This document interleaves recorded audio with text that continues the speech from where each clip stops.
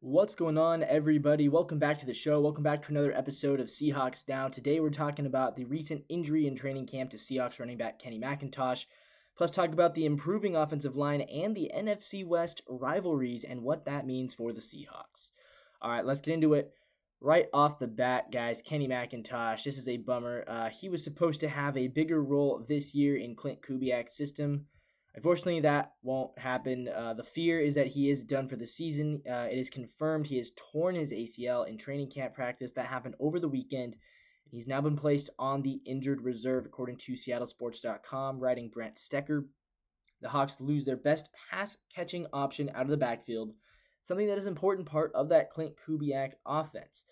So yeah, it's a bummer for Kenny McIntosh. You know, he's a guy that definitely when he was drafted, I don't think anybody thought he was going to be a superstar, but he definitely had the potential to be a contributor out of the backfield for the Seahawks. I mean, the guy last year played in all 17 games. He came out with 172 rushing yards, so not a whole lot on 31 attempts. And he also caught 3 passes for 22 yards, yet to score a touchdown in his NFL career, so he was looking for that. He's only 25 years old. He could come back again for one more season at 26. Hard to imagine he lasts for much longer than that, however. And yeah, I mean, it's a bummer for McIntosh because I do think that this probably was his chance. This year was probably his last chance to kind of break out.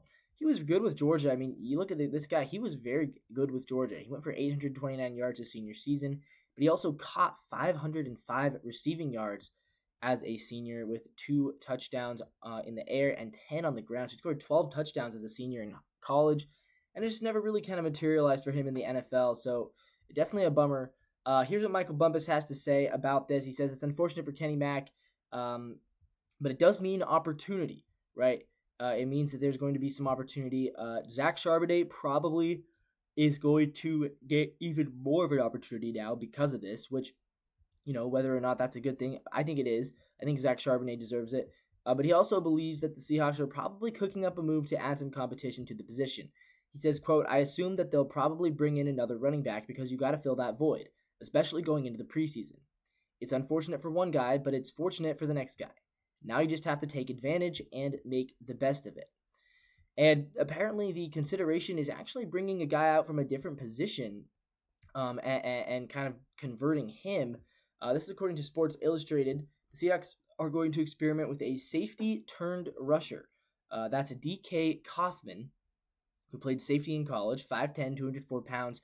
He participated in the Seahawks rookie minicamp as a tryout player after playing 5 years at NC State. Now, last year at NC State, in his career at NC State, he had 74 tackles, 4 pass deflections, 1 sack, 1 forced fumble, and 1 pick six. He was a running back in high school, but he didn't run the ball at all in college. He also, by the way, transferred from before NC State. He was at Auburn as well as Vanderbilt. He averaged 12.3 yards per rush in high school, so he was a good running back in high school. But he was not utilized as a running back in college. He did do some kick returning in college. It's not a surprise to see the Seahawks are doing this. Again, they need to add another running back. They also have George Halani in there and Damian Martinez. So it'll be interesting to see, you know, can Kaufman make the roster? At this point, the guy who most likely benefits from this is Damian Martinez, right? 7th round pick out of Miami, who is now going to get, I think, a much better chance to play pretty consistently as like your number 3 back. And if one of those lead backs gets hurt, right, if Kenneth Walker and or Zach Charbonnet gets hurt, then you're going to see a lot of Damian Martinez. So he's probably the guy that honestly benefits the most from this situation. But it is interesting to see that, yeah, they're trying to convert this safety who hasn't played running back since high school, but they do think that, you know, maybe he could be something. I don't know. All right, I want to move on and start talking about the offensive line. Talking about Gray Zabel, he's taking steps, and this offensive line is beginning to form, and it's not there yet. I don't think it will be there yet. But the Seahawks O-line is taking steps. I think they're going to be an improved group from last year. I think that is where we're at right now. Is Gray Zabel going to be a superstar? Probably not. Not at the beginning, but there is a reason why the Seahawks took him right away. And I think really Seattle just needs him to be a steady presence on the line. Looking at some training camp takeaways, according to Seattle Sports, they think that the biggest battle right now is between Christian Haynes and Anthony Bradford. They are viewing Gray Zabel as a sure day one starter. On the other hand, Jalen Sundle, it looks like he is probably out of the mix to be a starter. It looks like the Seahawks are kind of moving things around.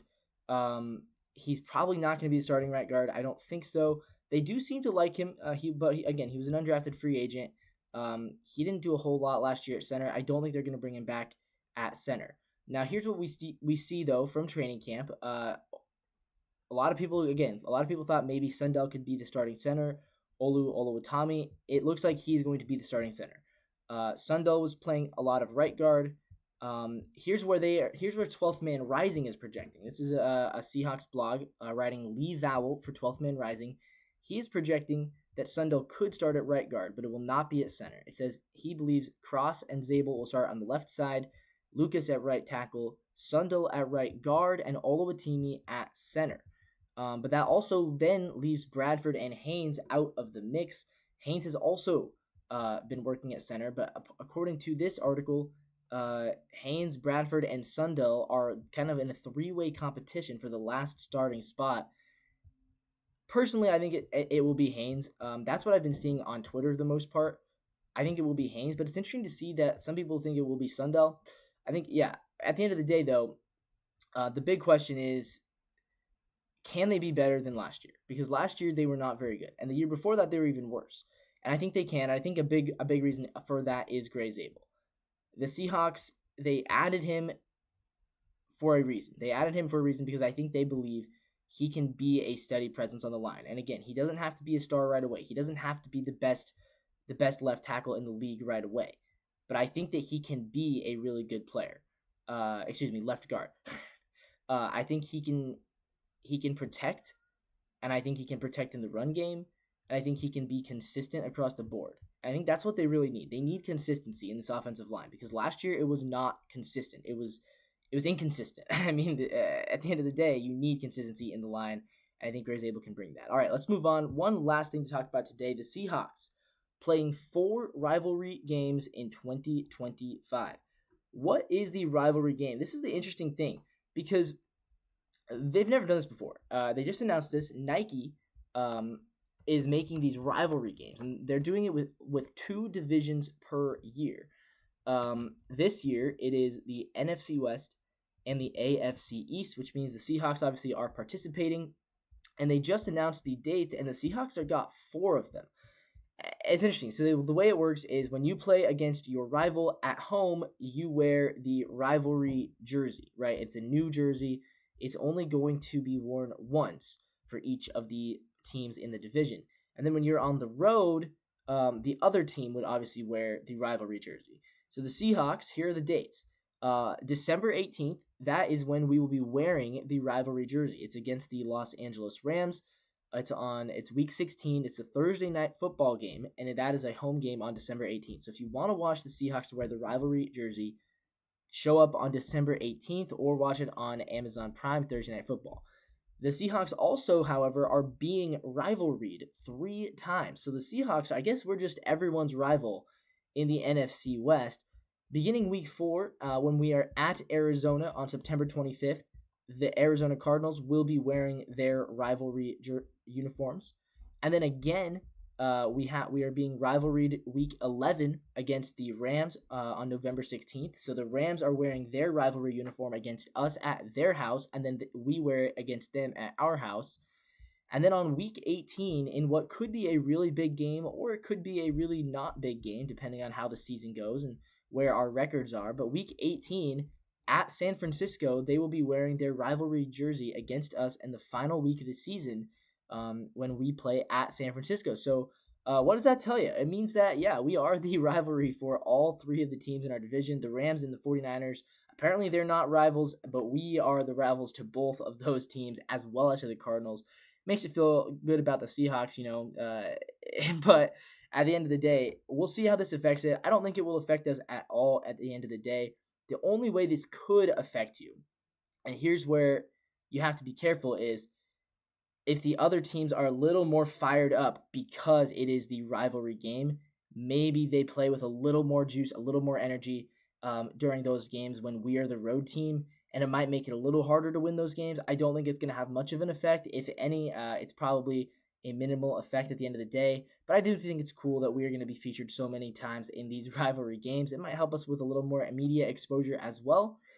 So yeah, I'm all for it. I like it. And that's going to wrap things up for today's video. If you like what you see, make sure you hit that red button down below, subscribe to the channel. It really helps us out. And as always, guys, leave a comment down below. I want to hear your thoughts on Kenny McIntosh. Who do you think is going to replace him? Is it going to be Damian Martinez? Is Kaufman going to make the roster, or is somebody else going to kind of be in the mix? With that all being said, we'll see you guys tomorrow. And as always, until next time, go Seahawks.